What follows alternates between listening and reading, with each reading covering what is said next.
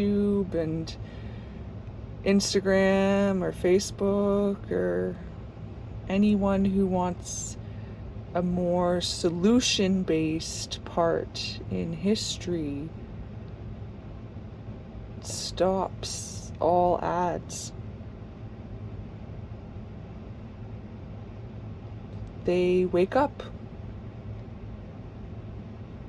Those in the position to change how our social media platforms operate wake up and stop having advertisements on their social media platform.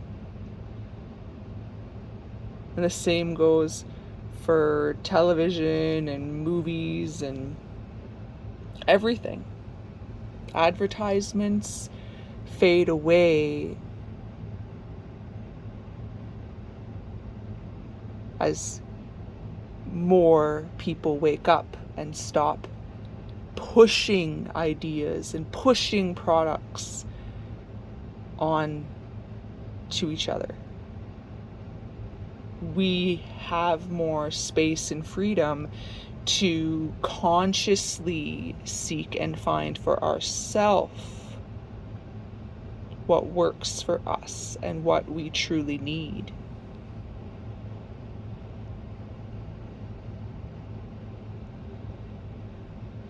When there's no more bombarding us with these physical advertisements, these distractions, these things we do not need, and often things that do not serve us in any way. They only serve those who are selling the product to have more money.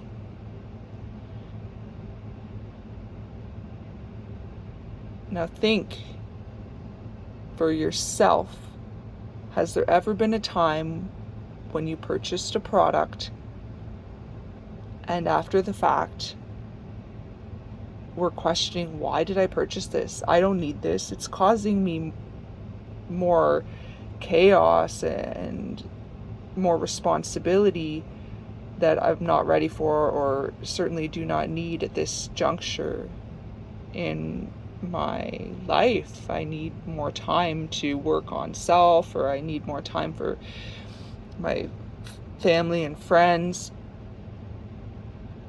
Yet we have these things that we are responsible for maintaining, cleaning, or pets that we're responsible for caring for,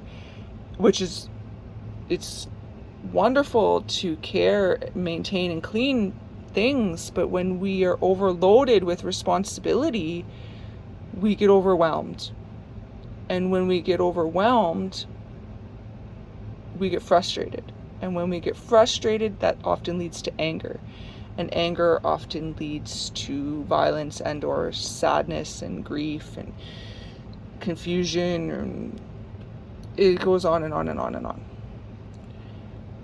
As we reduce the distractions from self, as we ignore advertisements and spam and phishing, and we get off our devices more often, we have breaks from screen time, we get out in nature, we spend more time with those pets and or children we are raising, or plants that we are caring for, our gardens, our chickens, whatever it is that is sustaining us, lots of S's in sustaining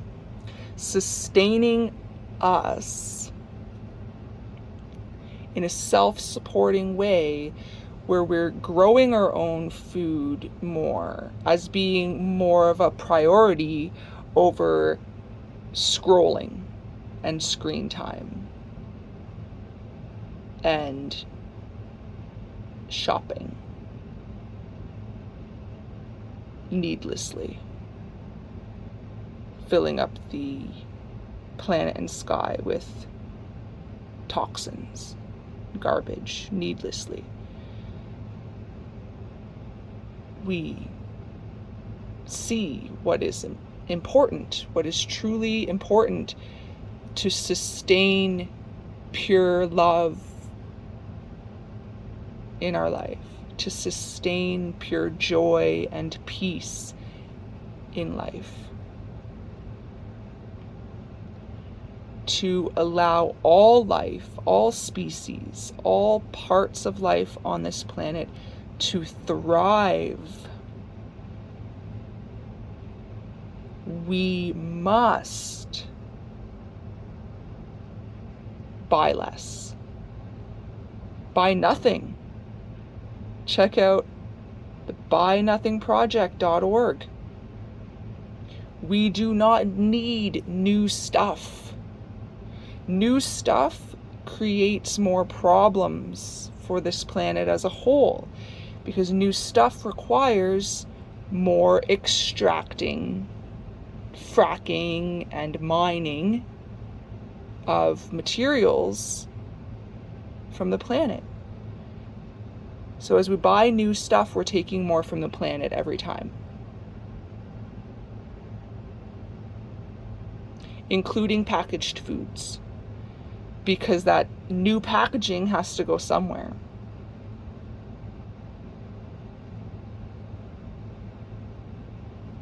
And that new packaging has to come from somewhere. That new packaging comes from mining and extracting materials from Earth. Rarely are things recyclable. And even more rarely is every part of a thing with all its components recyclable. We learn this when we watch documentaries like The War on Plastic, or we go to our local recycling plant and ask them to honestly tell us how much of what's put in our recycling bin truly gets recycled.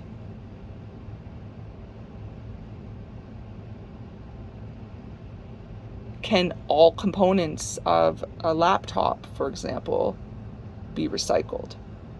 Ask the questions, find the answers, seek and find, and be released from ignorance.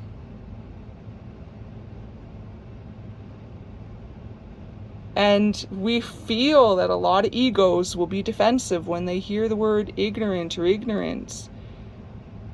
And if you're feeling defensive hearing that word, that's because a part of you is still being ignorant. We know, this person knows because they've been there. We've all been there. We've all been ignorant in some way, shape, or form in this present body and in other bodies. So remember, we've all been ignorant, and now we're all awakening. No one is less than or better than anyone else. It will always be that way. We are always created 100% equal. The energy that animated Jesus and Buddha and Mother Teresa and Harriet Tubman and Deepak Chopra and Sri Sri and Eckhart Tolle and Oprah Winfrey and this person and that person and your children, your neighbors, your pets, the trees, the grass, the ants, the antelopes, the everything and everyone, the blankets, the tables, the chairs, all created equal.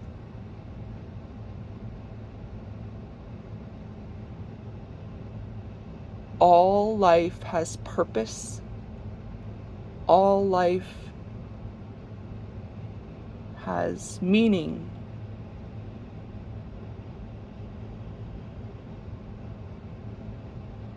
All life even plastic. But we now know we can stop creating more of it. And we can start cleaning up all the plastic in all the landfills and all the oceans. And recycle what we can, certainly reuse and repurpose and upcycle all we can, plastic and otherwise, because the amount of materials we've already taken is more than enough to sustain this planet for billions of years. Because once we reach planetary peace, all those other planets that are inhabited by humanoid species, as we get into intergalactic peace, we are all free sharing more. But we're not going to be invited into intergalactic peace until first our planet is at peace. This is why the visitors from other planets haven't shown themselves much to us. And the sightings we have had, they've been peaceful, all peaceful. There's no record of aliens attacking Earth because aliens have never attacked Earth. Aliens, other humanoid species from other planets, do not attack other planets. It's designed this way. We created it as such that we would need to have planetary, like a planet, like that plane of existence on that planet would need to be at peace before it physically evolved to be capable of intergalactic space travel around the galaxy. This protects each planet from itself. It protects us from ourselves to ensure that before we start visiting each other on other planets, we are at peace.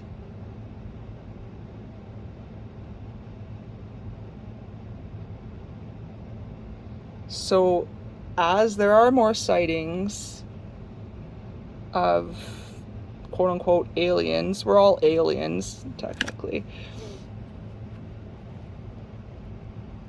We're all alien to being in physical form, because naturally we were not in physical form for much longer than we have had physical form since the Big Bang.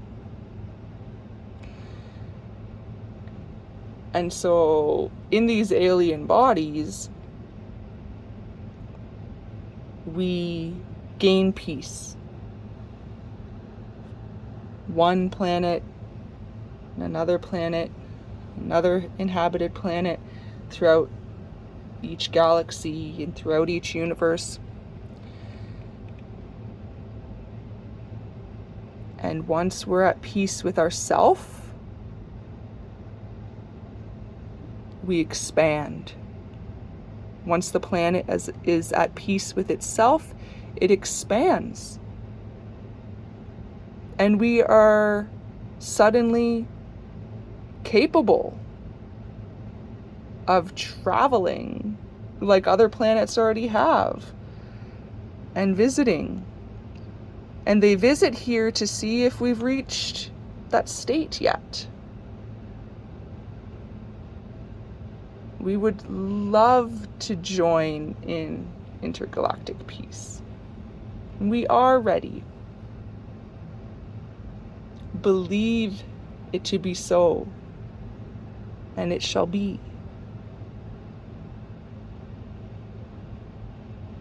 and we share resources. We are peacefully sharing resources.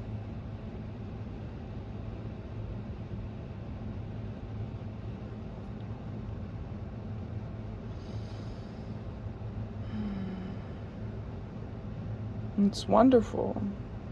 There is absolutely pure, infinite love, joy, and peace on so many planets, and we've astral projected to these planets. We have visited these planets outside of this body. And so many more of us can say we have already done the same. And so many more of us are about to say that we too have astral projected to these other planets where there is world peace, planetary peace.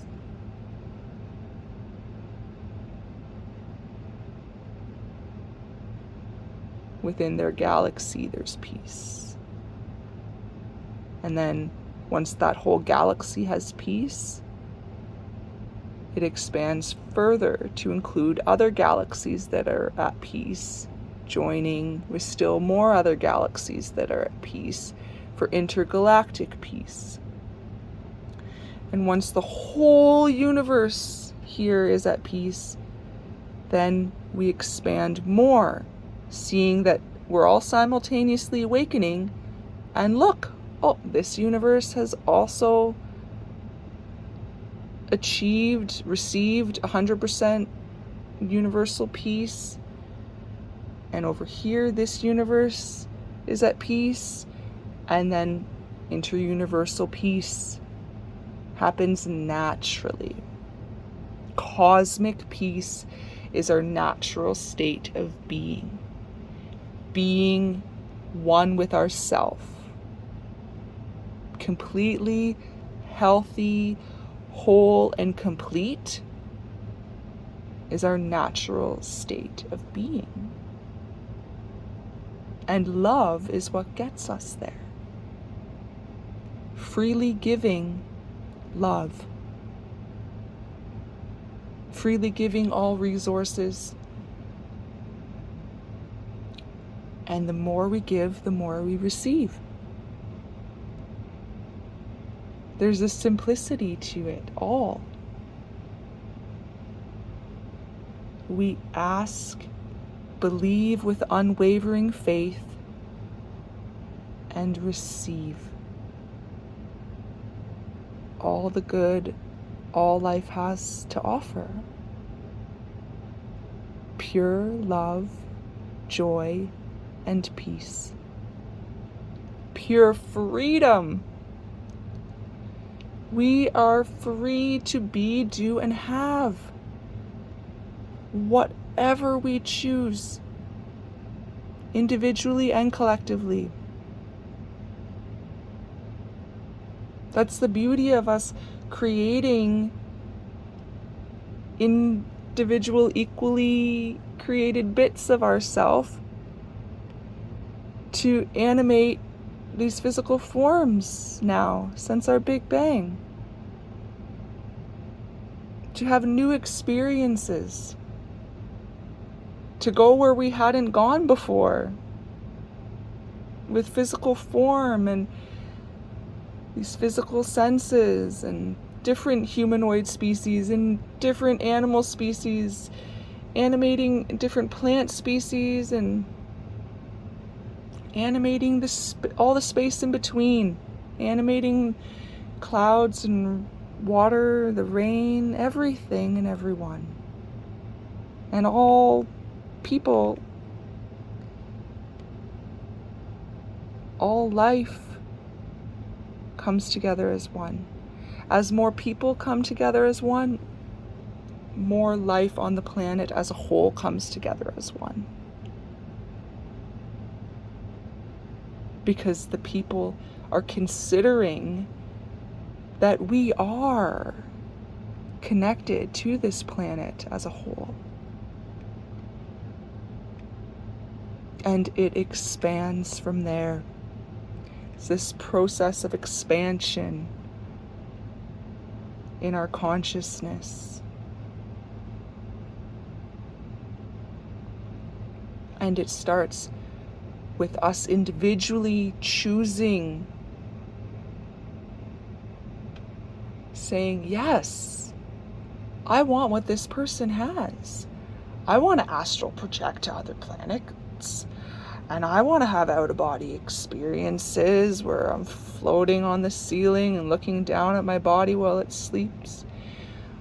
I want to interact with my loved ones who have passed away recently. And I want these abilities that are innately, naturally given to all equally. I want to connect with the power that is us, that is within every bit of us equally. I want to heal naturally through energy healing, the power of meditation, prayer, believing with unwavering faith that we are healed, that this body is healed. This body has went through some things. So it could seek forms of healing, find that energy healing is the ultimate form of healing, and practice energy healing, utilizing the tools that work for this person, the tools in their toolbox. And energy healing is a big one. They perform Reiki on themselves every day. They meditate daily, do yoga daily. They do 3-stage pranayama and Shavasana Kriya daily. And those last two things they learned through the Art of Living Foundation. In the Sky Breath meditation course, which used to be called the Art of Happiness, and also the Art of Silence retreat. And their heart goes out to Sri Sri and the Art of Living Foundation in asking that all these courses be made available for free, that all information, all knowledge and wisdom out of the Art of Living Foundation be made available for free. So no matter how much money we have, anyone who chooses to try it out may do so.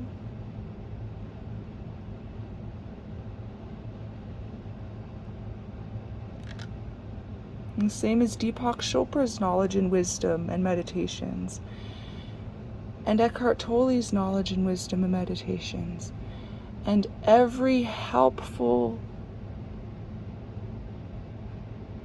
bit of ourself is now freely giving what it knows is helpful to them, and therefore